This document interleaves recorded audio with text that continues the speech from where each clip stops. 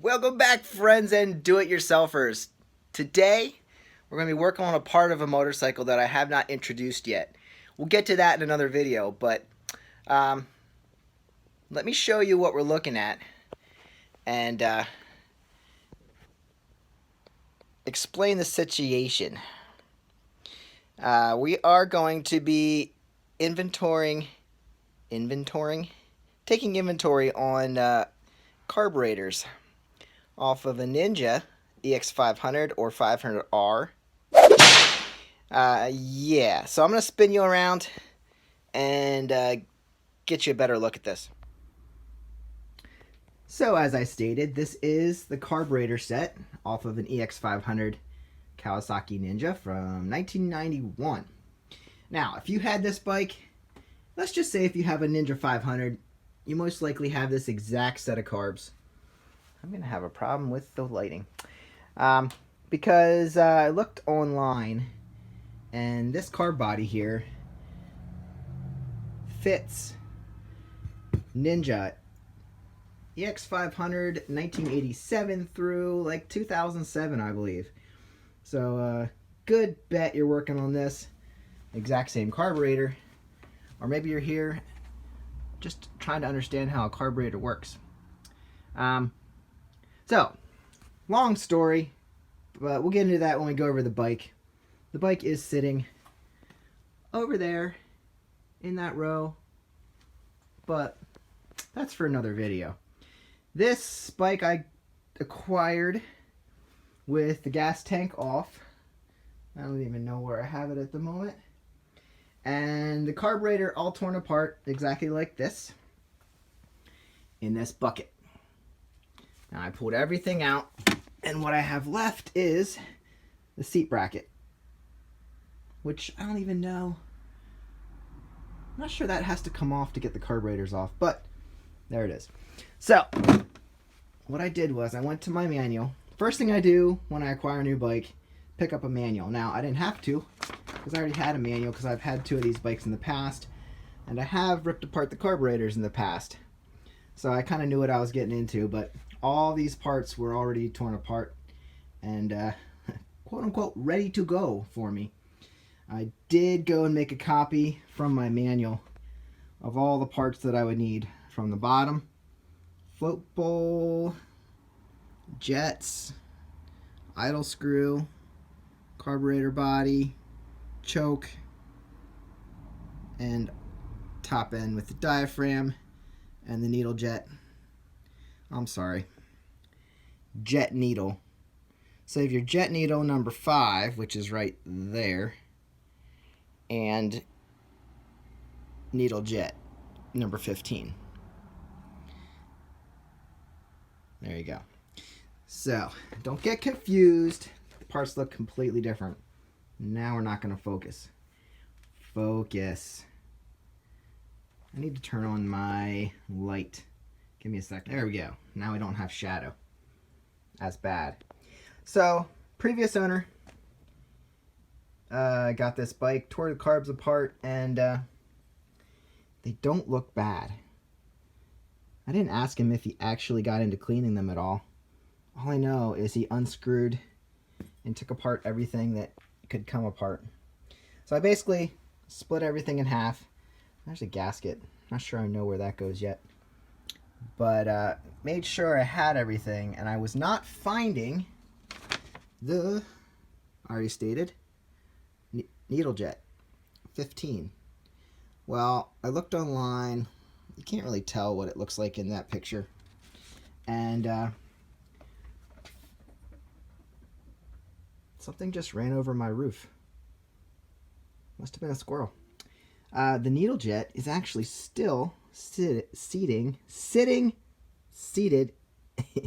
in the main jet area. So I guess that can come out. I'm not going to take it out. It's just a passageway in there, and I guess if you went in there and pried it out, it would come out.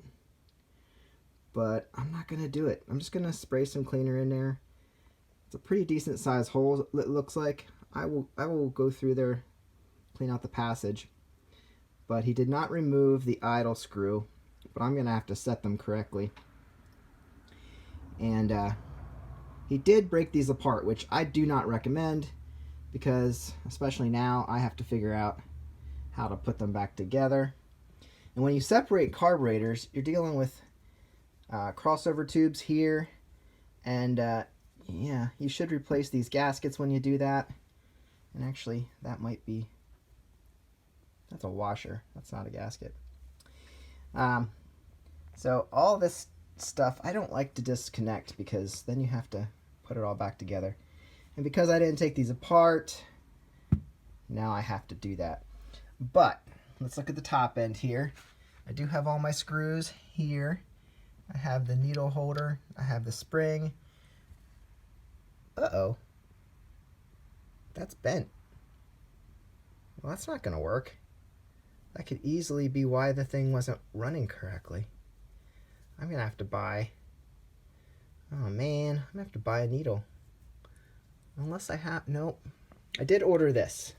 I did order this because I didn't have gaskets for the float bowl. That does not have a needle. Guys, you can see that. If this wasn't running right, that's probably why. Why would that be bent? I don't know. I don't know the history, other than it wasn't running right and he took it all apart. And that's fine, you know.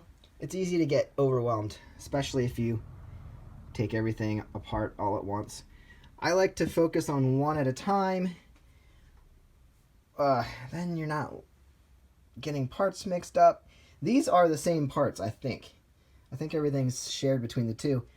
But once you get into some other bikes and other multiple carburetor setups, you start to get maybe multiple different parts, and you don't want to get them mixed up. So I like to do one at a time. But because this is where we're starting, this is what we got. Okay. The diaphragms look good. I think the top end, other than that needle, where's my other needle here? This one looks sharp and straight. Unfortunately, this one does not.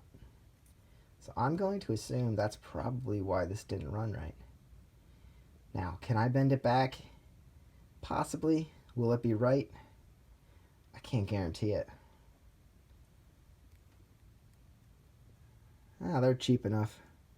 The bike will be down a little longer, but I should probably put an order in. Get some needles. And because that's the main thing. That's the one thing that goes up and down to allow, can't see because of the throttle plate. That will go up and down through, down from the top there, and then down into that hole. And when that rises due to pressure, when you open the throttle plate, pressure comes in here, and the diaphragm opens up and pulls that up. That's metering how much fuel you're allowing to come through here. So we may have found our problem, because I didn't see that before now. I just thought maybe they're dirty, but they are not dirty at all. One thing he did, which, hey, you don't know. I wasn't sure where these little screws came from, because they were odd. And then I noticed when I opened this up that the throttle plate is not screwed down anymore. Those screws I need to put back in there, because you can see over here, well, that's the other end. I'll have to put them in this side. These are still in there. Ah, there you go. There you go. So those two little screws, I need to put back in that throttle plate. All right. So now you can see what I need to do. I did sort out just about everything. This right here, this is your choke, and the cable is connected to this, and it pulls the choke to allow more fuel in when you're cold. And that one that goes in this hole up here, and it is still in on this side. Actually, I unscrewed it to look at it, I'll have to make sure that's screwed down better. But yeah, I mean, it looks clean. I have to put on new gaskets because this actually doesn't look. It's a very thin material. That might just be gasket material. But I got my new gaskets here and some other parts which I probably don't need. But yeah, I'll have to figure out how to put these brackets on. This is probably return for the throttle. That's a bracket. And we have our screws here. And then actually I noticed he left me a little bit here. That was nice. These are for brackets. This is an oddball screw. So that probably has to do with, I don't know, one of those parts. These are for float bowls. I mean, it's giving me a good opportunity to look everything over and sort everything out. There's some gaskets, some washers. But these right here, I wasn't sure where they go. Well, guess what? 4 screws. I stuck them on here and they lined right up. So I believe those are the screws for that. So I believe I do have everything I need. Unfortunately, now I need to get that needle. Oh, here is your, what's that do? Idle adjustment? Oh, those are idle adjustment. This is for, I don't know. This adjusts your throttle? I forget. Anyway, just inspect everything while you have it apart, obviously. These are your floats in the bottom. These sit in your float ball, rise up and down with the fuel level. And when it gets to a certain point, it shuts off the fuel flow so you don't flood your carburetors. Too much fuel and you'll be having issues. Not enough, you'll be starving your engine. But if these are cracked or anything, they won't float. So make sure you can see where they sit in the fuel. See the discoloration there? And then this little guy shuts off the gas flow. That rests on this little guy.